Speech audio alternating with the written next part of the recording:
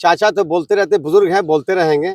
लेकिन जो चिराग पासवान का जो क्रेज़ है, जो युवाओं जी। के अंदर जो मोहब्बत, जो प्यार है, वो बढ़ता जा रहा है और हाजीपुर की जनता बेताब है कि चिराग पासवान को हाजीपुर लाया जाए, ताकि हाजीपुर से हमारे स्वर्गीय रामविलास पासवान लड़े थे, एक रिकॉर्ड मत से जीते थे। तो हमको लगता है कि बिहार में और हाजीपुर की जनता शायद हमारे पूर्व हमारे पार्टी के संस्थापक आदरणीय रामविलास पासवान जी का रिकॉर्ड तोड़ देंगे अगर चिराग पासवान बड़े आएंगे। बड़े गंभीर आरोप लगाए हैं पशुपति पारस ने और हाल के दिनों में भी लगाए हैं कि आपने हमेशा एनडीए को कमजोर करने के लिए, यानी चिराग पासवान ने हमेशा एनडीए को कमजोर करने के लिए की कोशिश की है। आपने बिहार विधानसभा चुनाव 2020 में बीजेपी के खिलाफ भी उम्मीदवार उतारे, आप मध्य प्रदेश में उम्मीदवार उतार देते हैं, आप झारखंड में उम्मीदवार उतार देते हैं। नमस्कार, आप देख रहे हैं 4 PM बिहार और मैं हूं अभिषेक मिश्रा। देखिए, इस वक्त हमारे साथ लोक जनशक्ति पार्टी के कद्दावर नेता इमाम गजाली साहब मौजूद हैं और कद्दावर नेता नहीं, फायर ब्रांड नेता भी हैं। तो इमाम गजाली साहब को आज हमने ढूंढ निकाला है इसलिए क्योंकि 16 जनवरी को चिराग पासवान हाजीपुर की जो लड़ाई है उसका मुकम्मल तौर पर आगाज करने जा रहे हैं। 16 जनवरी को हाजीपुर में चिराग पासवान एक बड़ी रैली करने जा रहे हैं।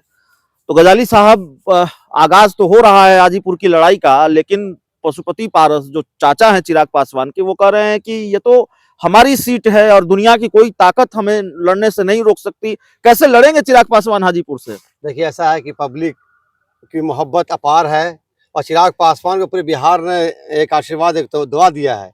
चाचा तो बोलते रहते, बुजुर्ग हैं, बोलते रहेंगे।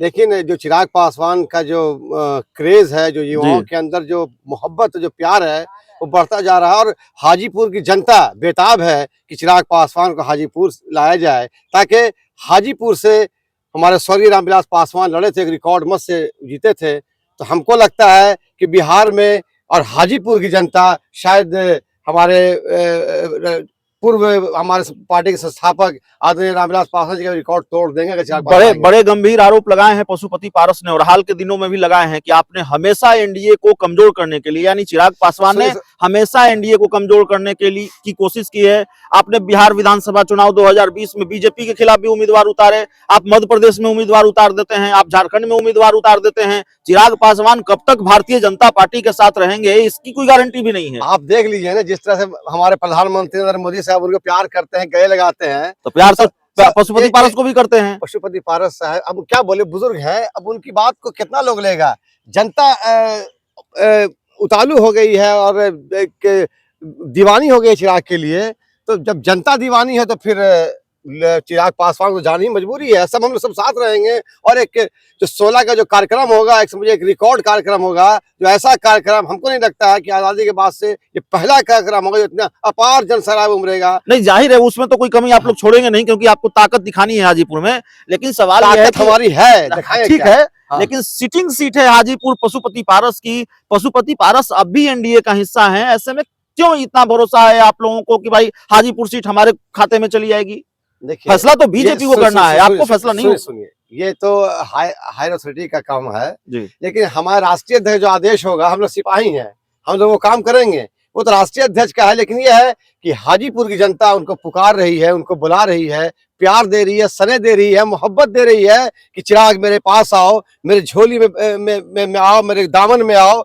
और अजीज ने उनको मोहब्बत भरी निगाहों से देखा, बड़े बुजुर्ग ने उनको दुआएं दी कि चिराग मेरे पास आओ और हाजीपुर में चिराग जलाओ। जमुई छोड़ रहे हैं क्या चिराग पासवान? लड़ेंगे हाजीपुर से ही लड़ेंगे। मैं क्या बोल रही, जमुई रहे या हाजीपुर रहे, अभी तो नहीं, आप खुलकर बता नहीं रहे, हाजीपुर से लड़ेंगे कि नहीं लड़ेंगे?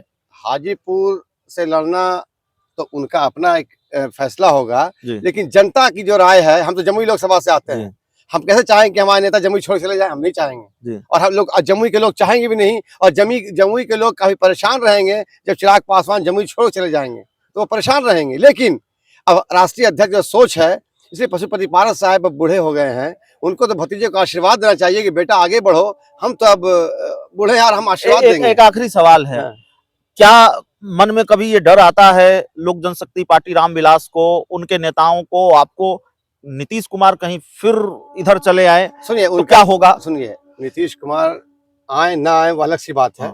उनकी पॉलिटिक्स अपडेट हो चुकी है, चाहे इसलिए उनका भी एज आ गया है, दोनों उसी एज में रहते हैं। बहरहाल उनका अपना मसला है। आप कह रहे पॉलिटिक्स डेड हो चुकी है, अशोक चौधरी कह रहे टाइगर जिंदा है। अशोक चौधरी खुद टाइगर नहीं है, टाइगर जिंदा कहाँ से रहेगा? अशोक चौधरी टाइगर है कहाँ? अब गीदड़ बोले टाइगर जिंदा है तो फिर कहा तारीफ की बात है। टाइगर तो एक ही है, चिराग पासवान। टाइगर एक ही है, एक ही है, शेर चिराग पासवान। तो चलिए हमारे साथ इमाम गजाली साहब थे, लोक जनशक्ति पार्टी रामविलास के नेता, वरिष्ठ नेता, पार्टी के जिला अध्यक्ष हैं शेखपुरा के। इस पूरी रिपोर्ट में इतना ही, बहुत बहुत धन्यवाद।